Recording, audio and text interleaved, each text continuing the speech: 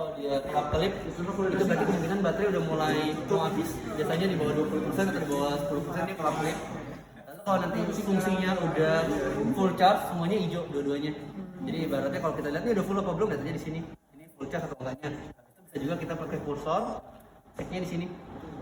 Di sini ada kelihatan berapa persen. Oke. Lanjut lagi. Ini untuk gen kontras per ininya. Ini per secara keseluruhan ini kita bisa lihat ya. Jadi kalau ini digelap, dikurangin nih gelap, ini terangin. Oh, pencahayaan. Pencahayaan yang lebih ke arah kontrasnya sih. Soalnya sama ini kali, jangan lupa tuh kemarin udah kasus sekali. Ininya karena dikira ini posisi perutnya kayak begini, nggak dibuka. Jadi saya pakai ini full. Nah itu setahuannya setelah setahun sih. Karena kita visit baru lihat, oh ada buka-buka udah setahun ini. Gitu ya, masih lihat, oh gambarnya jelek gitu kan. Ini kalau nanti dapat, sebenarnya fungsinya cuma buat segel aja. Segel baru lah ibaratnya kalau di pokok kalau bayar dengan segel nggak terima. Ya kan? Nah, ini jangan lupa. Di jari kelihatan sih tetap diambil dapat. Cuma emang gambarnya lebih gelap. Tapi itu karena ini posisinya kan nanti kita kan mungkin dampingin pas sampai aja, nggak dampingin pas pemeriksaan. Nah itu kejadiannya pas kita visit ke kunjungan baru ketahuan kok nggak dibuka. Kan harus dibuka, pas dibuka baru kelihatan bagusnya beda sama yang dipakai ya iya. Gitu. Nah, jangan sampai sama kejadiannya cukup sekali kayak gitu. Ya Allah, lucu bisa nih. Ini simpel sih tapi nggak kelihatan karena kalau dia kan kayak takutnya ntar pas dibuka malah robek ya kan gini ya seperti itu kan karena ini cuma segel aja. Bisa dikata tanda panah Lepas gitu kan. Habis itu posisi marker ya nanti di sini ada posisi marker jadi ibaratnya mungkin buat ngarah ke atas kepala atau posisi kanannya si ibu ya buat mantingin orientasi madep ke arah kepala atau madep ke bawah ya sampai orientasi aja nih marker di sini sama dengan yang di sini. Nah ini gelap karena posisinya kan kita tutup ya tadi ya. Ini agak mendingan ada warnanya. Jadi ntar kalau digelapin, ini gelapnya, ini terangnya. Habis itu tadi ini kita bilang ini sebagai regional. Jadi ini 1, 2, 3 gelap di atas, ini 1, 2, 3 di bawah. Atau kita balik di atas, di tengah. Di tengahnya gelap. Nah ini tinggal nanti ada beberapa mungkin sukanya agak putih, ya ini boleh dipenuhi semua. Gitu. Nanti sisanya mau ngegelapin tinggal putar di sini aja, gelapin sedikit. Kayak gitu ada juga mungkin di sini bikinnya agak gelap sedikit atau agak ditengahin kita adjustmentnya dari gennya aja kita terangin itu opsi pertama. Nah, ini belum terlalu kelihatan karena nggak ada jelinya kalau jadi mungkin lebih terang lagi tapi kalau itu lebih nggak kelihatan lagi ayo gitu jangan sampai lupa soalnya dari instalasi 400 baru satu itu yang komplit kayak gitu kita juga miss soalnya gambarnya kok jelas, oh nggak jelas ya, yaudah nanti kita kunjungan aja pas kunjungan, oh iya, ya udah, jadi selesai lah masalahnya cuma karena pembukaan itu aja. Nah, lalu tahapan berikutnya paling kita masukin data semua ada di tombol pasien ini.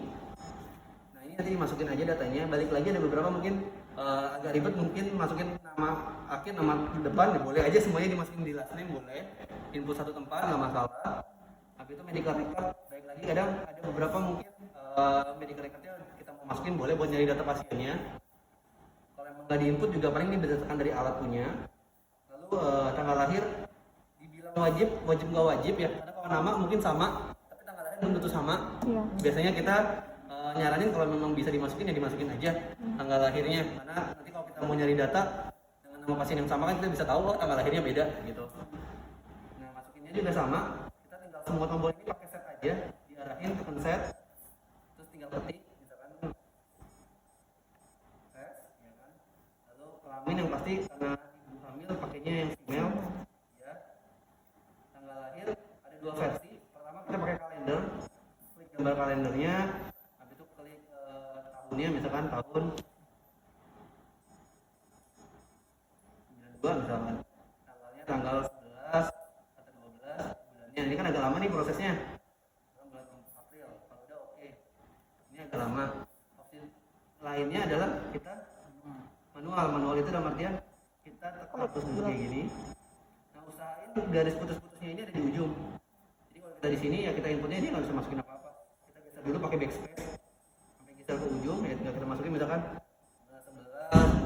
90 misalkan, dia langsung masuk sendiri. Sama juga di HPHT, kalau si pasiennya ingat HPHT-nya atau health terakhirnya, boleh diinput di sini. Caranya juga sama, dihapus dulu sampai ujung. Misalkan ternyata 03 bulan 4 2022. Jadi di sini kelihatan usia kandungannya 21 minggu, estimasi lahirnya di 8 Januari gitu. Langsung ya? Iya langsung. Nanti kalau memang dari operator mau dilampirkan juga, misalkan dokter mau munculin namanya pas lagi di hasil printer, bisa input di sini. Nanti nama operator dimasukin aja. Jadi mungkin input pertama boleh ditulis, jadi nanti input kedua tinggal di klik tombol panahnya aja. Jadi tinggal pilih buat berikutnya kalau emang mau dilampirkan. Tapi kalau emang nggak mau dilampirkan nggak apa-apa. Gitu. Kalau udah semua di input, di okein aja. Ini ada tombol oke, tinggal set. Nanti kalau mau operator, misalkan mau input nama operator, nanti di setup di pilihan general ini nama operatornya dicek saja. Gitu. Jadi buat nampilin apa yang ada di tampilan layar ini. Pas saat kita print, kita bisa lihat di sini. Jadi nanti di sini ada nama puskesmasnya, bawahnya nama operatornya siapa, atau siapa yang ngerjain, habis itu nama pasien, nama medical record. Jadi berarti di satu kertas itu kita bisa dapat informasinya semua lengkap lah kalau emang mau diinput. Lalu setelah selesai posisi ini, kedua kita perhatiin ini kita lagi ngambil pemeriksaan apa. Ini kan ada abdomen ya. Nah itu tekan tombol probe, ini tombol probe-nya. Lalu pilih aja. Kenapa tadi kita pilihnya OB23? Anggaplah kalau si ibunya ingatnya bener trimester 1, pas kita ukur dapat posisi kita print trimester 1 nih, kita measure karena dia trimester 1 kita pilihnya early OB aja. Ini kan ada GS, YS, RL ya. Oh iya. Jadi kita nggak usah putar-putar lagi. Kalau ternyata si ibunya salah hitung pun kan kita nggak perlu rubah-rubah settingan lagi. Kita tinggal pilih misalkan fetal biometri bisa, input ini untuk lain-lain, atau kita nanti mau mengukur ketuban pakai AFI bisa, atau pakai yang satu titik ya, ibaratnya SDP ya kalau nggak salah sebutannya biasanya, yang buat berapa, normalnya kan 2-8 ya untuk SDP-nya, atau kita pakai 4 kuadran untuk cairan ketuban gitu.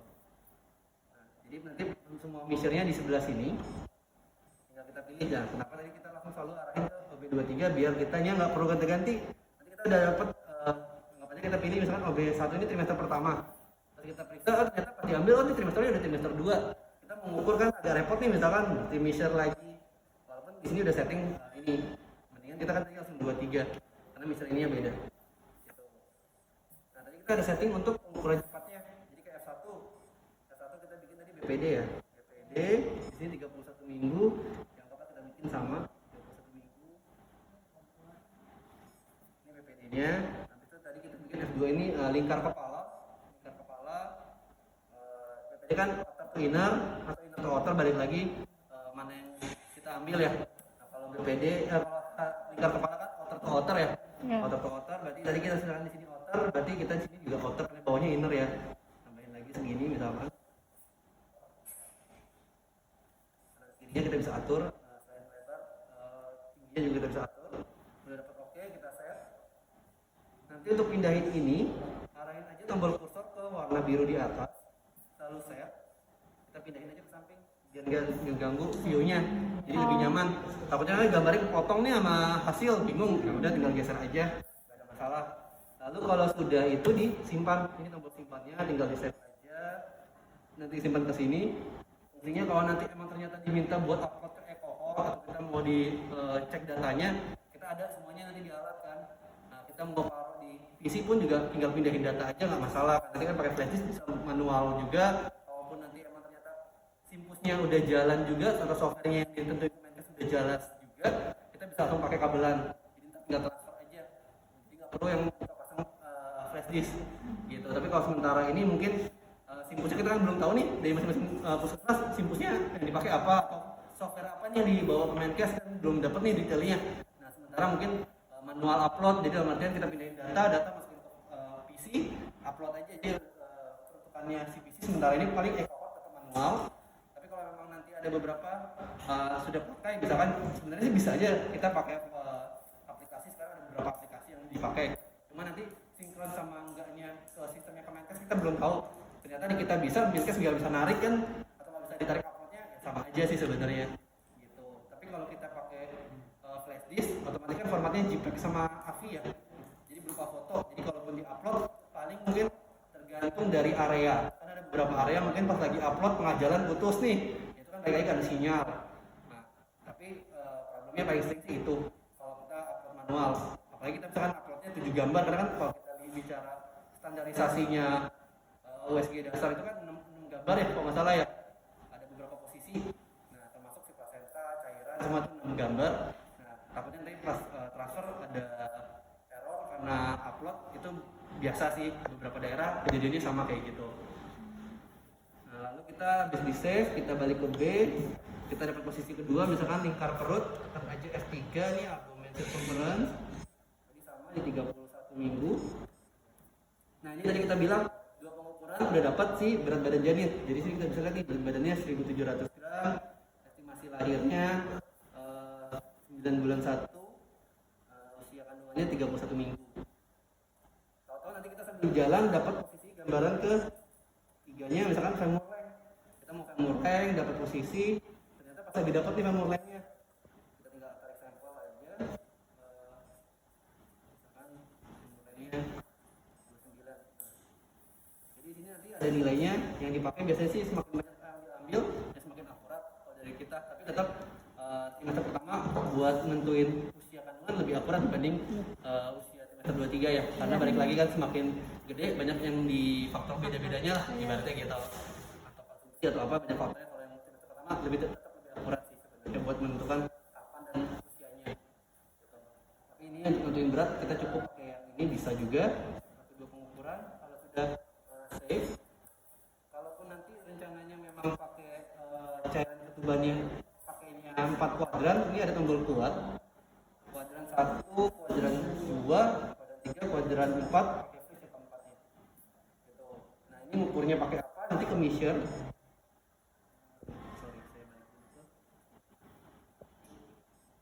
Jadi kuadran 1, kuadran 2, 3, 4 freeze di measure, kita pilihnya ASI. Misalkan di ASI itu ini kuadran 1 ketubannya segini, untuk ini kuadran 2,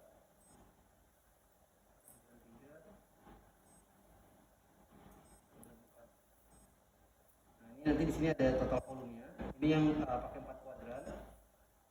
Bisa saja total volumenya segini atau pakai SDP. SDP itu bisa kita ambil 1 2 3 4 mana yang menurut kita paling dalam. Misalnya ternyata dari 4 posisi tadi yang paling dalam nomor 2. Ya udah kita ambil nomor 2, posisi nomor 2 di freeze, pakai kaliper aja.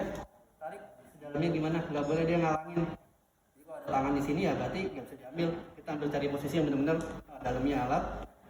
Normalnya 2 sampai 8 itu bisa dibilang normal atau cukup. Jadi kalau tiba-tiba kurang kita bisa pacuannya ke situ atau merujuk ya SPP-nya berapa. Ini juga di save. Itu mungkin nanti ada posisi, kita dapat posisi plasentanya di mana. Tinggal dapat posisi plasenta, kalau ada posisi plasenta freeze, di save aja. Paling yang diambil itu terakhir DJJ ya, detak jantung janin. Kalau kita bicara standarisasinya USG dasar kan biasa pakai emot ya. Emot dapat gelombangnya terus kita ukur. Dapat posisi freeze, lalu kita pilih measure, kita ambil satu sampel, nanti dia ada 2 gunung kan. Nah, sama metodenya sebenarnya bukan 2 gunung atau berapa gunung, tergantung dalam kurungnya berapa. Oh, dalam kurungnya 2 berarti 2 gunung sebelahnya gitu. Tapi kalau dalam kurungnya 1 cukup 1 gunung. Dalam artian kalau kita nggak sesuai dalam kurung ini, kita nggak tahu nih alat kita, alat tempatnya kan tentu sama buat berapa ininya gelombangnya. Ya acuannya lihat aja dalam kurungnya berapa. Biasa tuh paling banyak tuh 4. Di kita paling banyak 3 buat main race sendiri. Gitu. Tapi kalau dalam kurung 2 berarti kita ambil ini sampel 1, ini sampel 2-nya sini. Gitu misalkan. Kalau udah set, kita dapat di sini kata faktornya berapa. Ini untuk yang pakai emot. Kalau kita pakai yang PW sama. Cuma enaknya PW kita nggak perlu pusing memposisikan kan. Kalau si emot kalau kita posisinya nggak benar kan semuanya rata kesannya. Nggak ada yang menentukannya, itu kalau posisi nggak benar, tapi kalau posisinya benar pasti dapat. Nah kalau PW kita cuma cukup taruh posisi yang ruang jantung mana aja, tinggal kita posisiin PW, taruh titik sampelnya di ruang jantung, misalkan ruang jantungnya sebelah sini, geser ke sini, tekan PW sekali lagi, nanti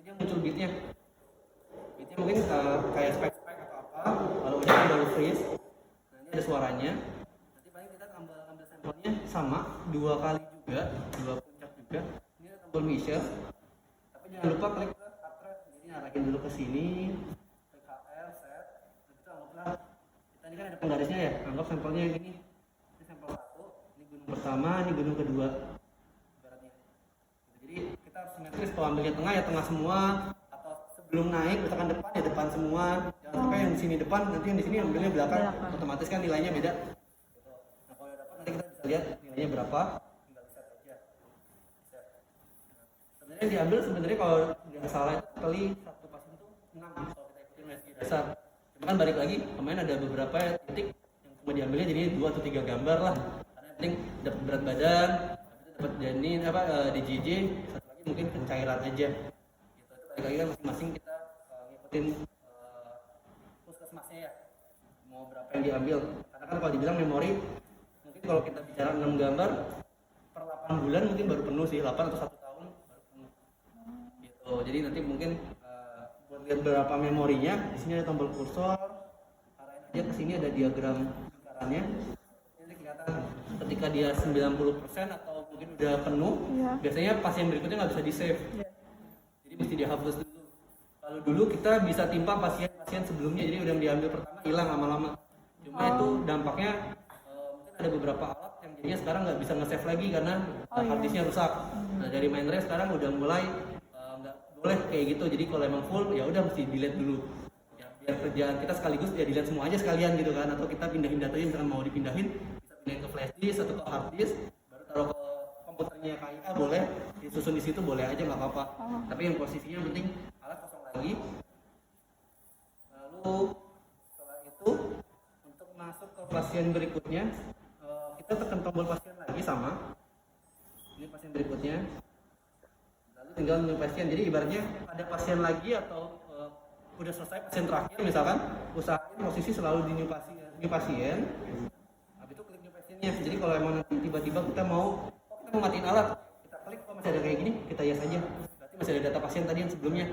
Sampai kita klik di sini, posisinya udah kosong kayak gini. Kalau udah kosong kayak gini berarti kita bisa input data pasien baru atau kita bisa mulai matikan alat. Gitu. Kenapa nanti takutnya nanti masih ada data kita matiin, takutnya data terakhir itu hilang. Gitu. Jadi usahain sebelum matiin atau mau lanjut ke sini aja. Fungsi kedua, otomatis ketika kita tekan tombol pasien, tombol freeze nyala. Jadi otomatis fungsi dari proofnya juga lebih awet. Karena ada beberapa mungkin posisinya yang biasa dilakukan kan posisi kayak gini di freeze. Kadang freeze-nya lupa yang mencet atau enggak berasa tadi udah dipencet kok tapi ditinggalin aja seharian. Ya, ini memang enggak terlalu signifikan dampak, cuma mungkin yang tadinya mungkin bisa sampai 8 tahun lebih mungkin bisa hilang setengahnya karena kebiasaan kayak gitu. Jadi kalau emang di freeze kan dia lebih awet nih. Ibaratnya mobil nyala terus akhirnya kan lama-lama soak ya sama kayak gini gitu loh. Paling kita sarannya ya daripada kita lupa pencet ini lebih baik kita posisi pasien aja. Ini posisi otomatis kan langsung ini ditinggalin mau nggak mau ya udah biarin aja posisi kayak gini. Ada nggak ada pasien nggak apa-apa. Misalkan kita mau nyalain nanti pasiennya ada lagi jam sore misalkan ya posisi nyala pun nggak ada masalah sih sejauh ini sih. Mau di standbyin gitu. Karena balik lagi namanya kita mau dimatiin pun misalkan ternyata jaraknya lumayan jauh baru di sore dipakai matiin aja nggak usah kan nyalanya cepet ya kurang lebih 1 menitan nggak makan waktu. Jadi sambil pasiennya bersiap-siap naik ke ruangan masuk itu prepare ya kita nyalain juga nggak masalah sih sebenarnya nggak mengganggu kita juga. Tinggal balik lagi kita mau repot nggak nyalain dulu siapin itu balik lagi ke situ. Paling itu tombolisasi. Jadi sebenarnya HPHT itu perlu nggak perlu dalam artian perlu itu kenapa?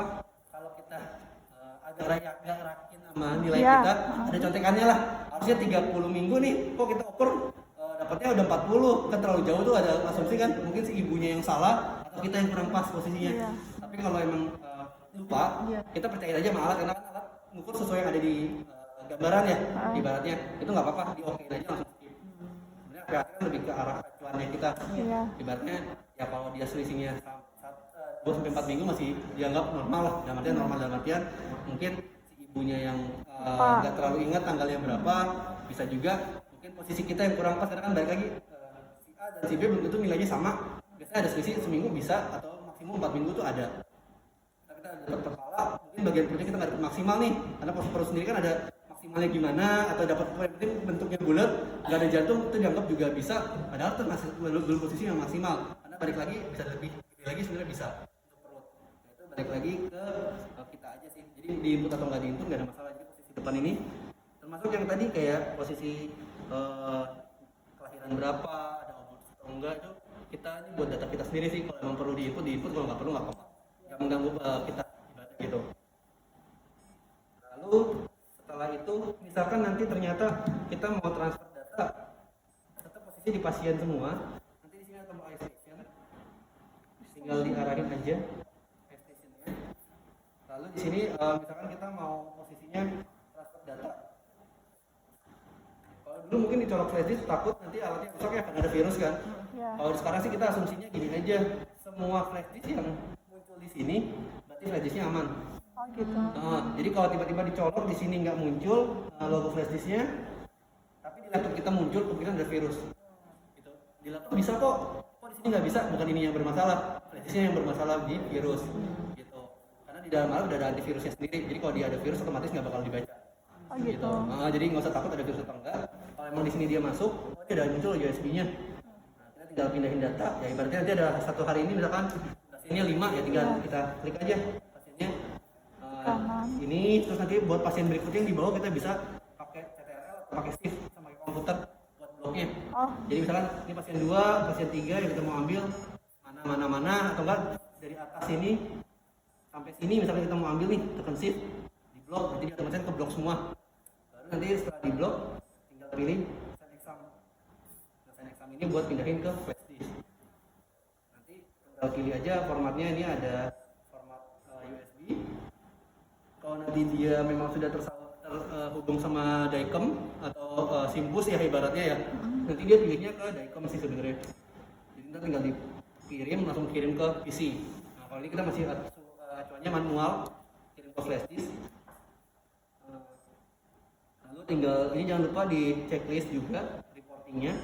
Ini balik lagi kalau memang nanti ternyata kita mau lampirin apa yang kita ambil, bisa juga berupa formatnya PDF. Kadang nggak semua yang kita tulis kan ya kita tulisan nggak mungkin kita foto terus upload juga kan ya. Nah ini kita bisa upload juga hasil kita dapat apa, temuan yang kita dapat apa bisa gitu. Kalau udah tinggal okein aja. Sini nanti ada berapa persen pengirimannya. Kalau udah nanti tulisannya sukses, langsung di exit aja.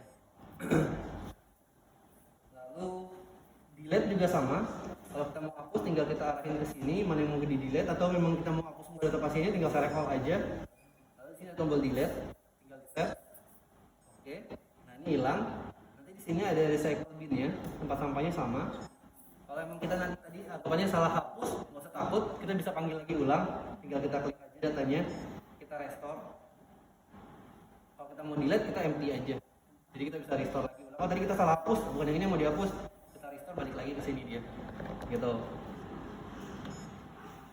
Itu tadi format PDF yang tadi saya bilang itu formatnya kayak gini. Buat buka data pasiennya kita klik data pasien dulu, misalnya pasien yang ini kita buka, lalu arahin gambar yang mana yang kita mau ambil, salah satu aja, udah dapat, tekan set 2 kali cepat, jadi bisa kebuka lagi. Lalu kita kalau mau print juga sama, nanti print tinggal bisa pilih dan gambar mana yang mau kita ambil, 2 kali klik cepat juga.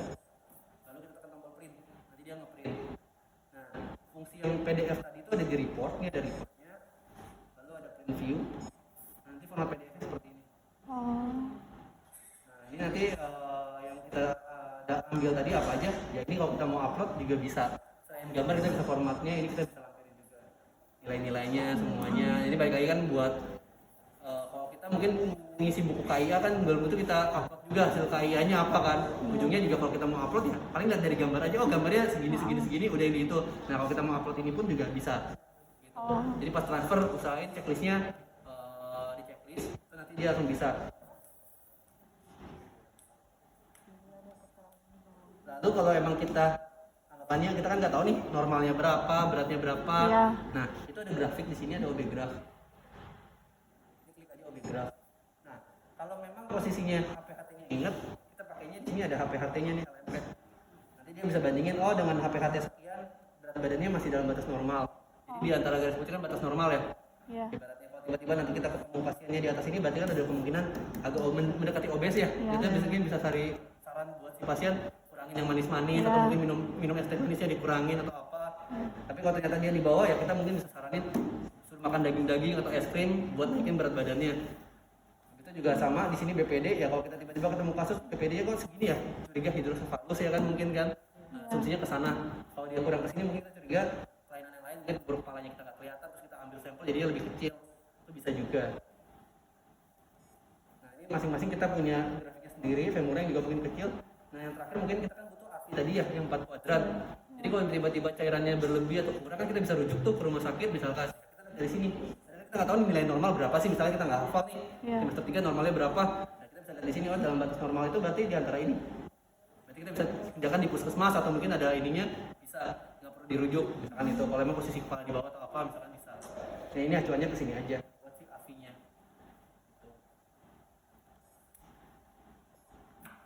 Paling itu aja sedikit dari saya. Lalu lagi.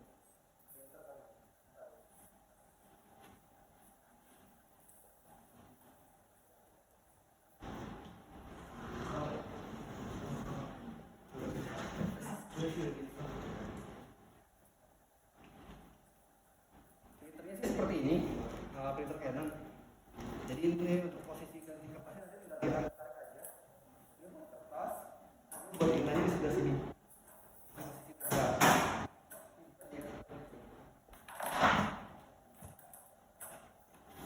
Jadi nanti dalam aplikasi ini posisinya dua tinta sama untuk cover. Jadi kurang lebih 118 ya. Dalam artian 3 pack ini setara dengan 1 ribbon. Ini 54 print out ya. Jadi ini kurang lebih satu ininya 18. Gitu. Jadi usahain sih ngisinya tetap per satu-satu. Karena kan dia punya ini nggak gede ya. Jadi nggak mungkin bisa masuk 3-3-nya. Jadi satu-satu kalau udah masuk mau tambah lagi satu. Gitu. Jadi kalau untuk pemasangan mungkin saya buka satu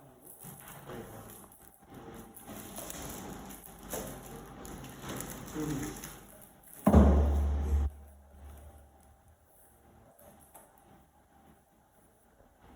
Ibu-ibu, sekedar informasi saja.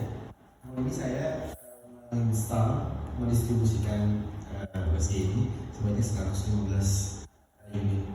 Dari 115 unit itu yang komplain 2. Yang komplain 2 itu ketika kita kunjungi ternyata pilihannya perihal printer. Dan ketika kita kunjungi itu sebetulnya ya mungkin sih bisa terhitung sepele, tapi ketika tidak betul cara pasangnya itu akan menjadikan konektor printer tidak terdeteksi. Jadi kalau pemasangan itu juga kadang tuh yang jadi masalah itu adalah takut buat bukanya ya, karena kan namanya elektronik takutnya nanti patah atau apa. Jadi sebenarnya nggak apa-apa, emang dia formatnya bukanya tinggal ditarik aja buka. Lalu untuk kertas nih kan usahain yang bagian alusnya di atas bawah logonya, jadi tinggal ditaruh aja di sini. Lalu kalau udah ditutup, nanti tinggal dirapiin aja di sini. Nah usahain kalau emang udah ke print jangan dimasukin lagi, karena ini kan formatnya dia kayak sablon ya, nempel. Nanti kalau dipaksa masuk takutnya ketarik malah lengket di sini, ininya rusak langsung satu paket. Soalnya kemarin ada kejadian ngetes lah, ibaratnya misalnya kertas yang lama dipakai lagi, dicoba akhirnya ini yang harusnya bisa 54 jadinya langsung buang semua, karena kan robek ya, ke bawah robek akhirnya. Nah, usahain sih kalau udah pakai jangan dimasukin, benar-benar kosong di sini gitu. Lalu untuk pemasangan si tintanya sendiri atau ribbonnya, ini ada logo panahnya. Jadi ini posisinya ngarah ke arah alat. Jadi ada panahnya. Di sini ada total print gambarnya ada 54. Nah, jadi kalau untuk pemasangan kurang lebih sama. Ini posisinya maju ke alat. Nanti ntar kita tinggal buka aja. Tinggal dorong aja. Oh. Gitu. Untuk pembukaan juga sama, tinggal diangkat aja. Tinggal tarik, ganti yang baru. Gitu. Jadi copot, buka yang baru, pasang lagi. Tinggal dorong. Ini untuk tintanya. Jadi kalau udah ditutup. Ini juga sama, kalau bisa sih nanti kalau nyampe ini buka juga, karena kemarin kejadian nggak ketutup rapat, dia nggak mau ngeprint. Jadi ini buka aja, ngeganggu takutnya. Soalnya kemarin ada satu titik yang ini lupa dipaksain masuk atau pokoknya ketutup tapi nggak print jadinya. Nah, untuk yang ini sama, tinggal diposisiin aja, lalu dia udah nggak ada lagi kendor. Kadang ada juga dia kayak gini, yang satu udah masuk, ini belum masuk, ditekan aja. Gitu. Kalau udah selesai pemasangan printer, tekan tombol on aja agak lama sampai posisinya nyala. Matiin juga sama, ditekan agak lama sampai mati. Jadi ini tahapannya mungkin kalau di alat kita nyalain si stabilizer dulu, nyalain printer, baru nyalain alat. Nanti matiin juga sama, matiin alat, matiin printer, baru matiin si stabilizernya kalau emang mau dimatiin. Jadi kalau dibilang cabut listrik ya nggak usah cabut pasang sih, karena kan stabilizer bisa kita on off ya. Daripada kita repot nanti ke belakang cabut dulu kan lama tuh, ya on off aja dari stabilizernya. Ini paling saya tes satu gambar dulu buat di print.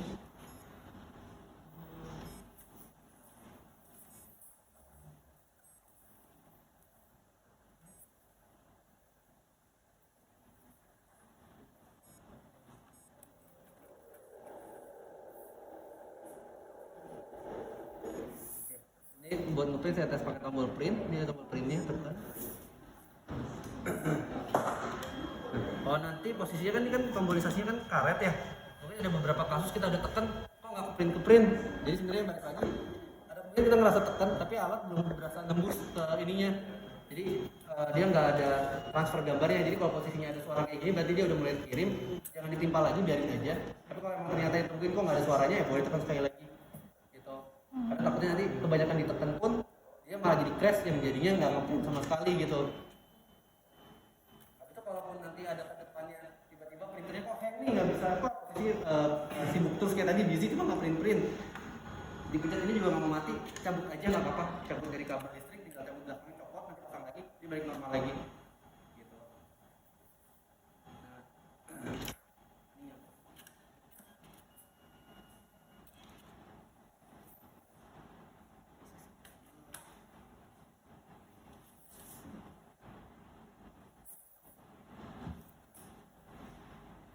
Sama kalau bisa di bagian belakang alat misalnya nggak ada yang ngalangin ya, nanti kan posisinya di printer di tengah ya, takutnya ini kan sistemnya bolak-balik, kalau ada yang ngalangin dia langsung keluar aja, ada kemungkinan. Saya coba tes lagi ya.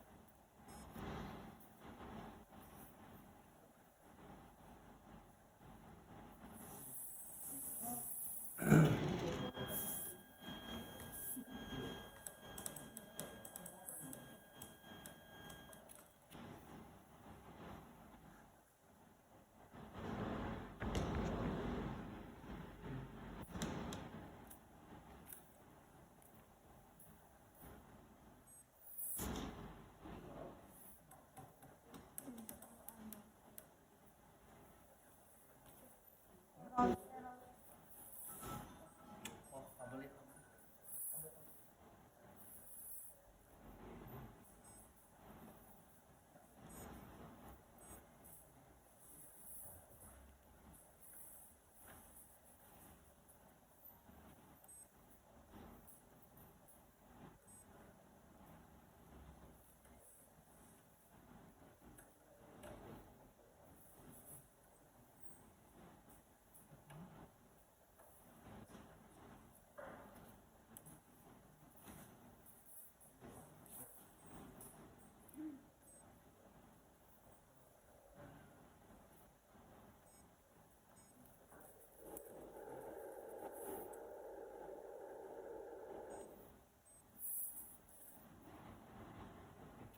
Jadi tadi kalau posisinya error itu ada kemungkinan kabelnya. Karena kan balik lagi nih yang jadi masalah sekarang itu untuk kabel ini sendiri kita nggak ada yang import ya. Sekarang SMI kalau dibilang bagus ya sosok lah ya. Itu dalam artian harusnya bisa awet dulu, mungkin ori bisa lama. Ini mungkin ada kemungkinan putus lah, kalau emang bisa mungkin nanti spare lah buat si kabel. Jadi kalau itu biasanya dia kabelnya error di kabel kayak tadi tiba-tiba error, tiba-tiba kok offline printernya, kita bisa pastiin cabut kabel aja pasang lagi. Itu problem pertama. Kedua, kalau ada yang ngalangin dia nanti kayak gini, ketika dia pindah mentok yang ini berarti udah kelar dia untuk alatnya, makanya belum selesai print dia udah keluar. Tapi kalau udah semuanya balik normal, dia bakal posisinya 4 kali bolak-balik, dia akan muncul gambarannya sesuai. Jadi paling sering itu masalahnya pertama ada halangan atau memang posisi kabelnya. Jadi ibaratnya kabelnya kan nggak terlalu bagus, dalam artian baru berjalan tahapan kedua tiba-tiba dia stop karena mungkin kabel. Paling nanti dari kita sih biasa sih arahannya kalau nggak coba cabut pasang, enggak kabel yang diganti sih, paling sering itu biasanya. Oh. Kondisinya ya gini. Nah, karena mungkin kertasnya kertas foto, biasanya kita nyaranin sih satu pasien satu gambar aja. Kalau dulu mungkin kertas yang kata itu kan bisa 2-3 gambar ya kan. Jadi pilih salah satu yang kira-kira buat pasien banyak ininya lah, informasinya apa. Biasanya sih yang sampai berat badan janin lah ibaratnya. Gitu. Tapi kalau emang kita mau lebih maksimal lagi ya, pas pengambilan gambar biasanya kita ngarahinnya bagi 4. Jadi nih 1 BPD, AC, FL, nanti di sini SDP-nya. Kita bisa kayak gini, jadi nanti pas di print semuanya dapat di sini. Bisa juga, cuma bikin repotnya kita di operator, karena kan balik lagi kita sebagai operator kan gambarnya kecil ya. Kita mau narik batasannya agak susah, tapi buat pasien sih mungkin lebih enak karena datanya semua dapat. Nah, tapi itu balik lagi ke masing-masing operator mau yang mana. Kalau kita sih biasanya ngarahin ke arah sini. Gitu. Kalau emang mau di print, tapi kalau emang enggak, biasanya kalau nggak ngambil detak jantung, ngambil yang ada berat badannya. Karena kalau detak jantung di sini dia ada warnanya kan ya, Iya. mungkin bedanya di situ. Kalau yang itu nanti kita bisa tulis atau kita bisa informasiin aja. Oke, terus kalau sudah selesai pasien pertama, pasiennya udah selesai, kita tinggal matiin sama, tinggal pasien tombol on off, langsung matiin aja di sini. Jadi on off semua ada informasi. Nggak ada aja agak lama, dia langsung mati. Kali itu aja sedikit informasi kita. Terus satu lagi transvaginal ya. Jadi satu lagi itu dari kita dapat transvaginal. Jadi siapa tahu nanti kedepannya ada yang mau psikolog atau mau ngetes ya monggo. Ada kan tadi kompetensinya balik lagi ya. Kompetensi buat transvaginal atau enggaknya, tapi dari kita sih paketannya memang 2 prop sama transvaginal. Oh. Gitu. Jadi buat jangka panjang mungkin atau mungkin nanti ada SPOG yang visit mau pakai ginekologi atau ada juga bisa disediain. Kira-kira ada yang mau ditanyain?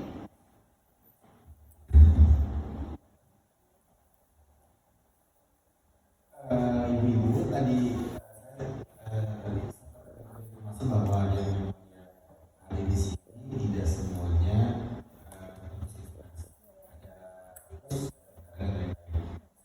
saya sih melihatnya mungkin ada kebingungan mengenai hands-on USD ini. Tapi nanti ketika memang itu sudah terdeliver ke PKM, saya akan sampaikan program nomor tim saya untuk langsung bertanya tentang teknisnya atau meminta secara video call atau seperti apa sampai iPhone juga silakan.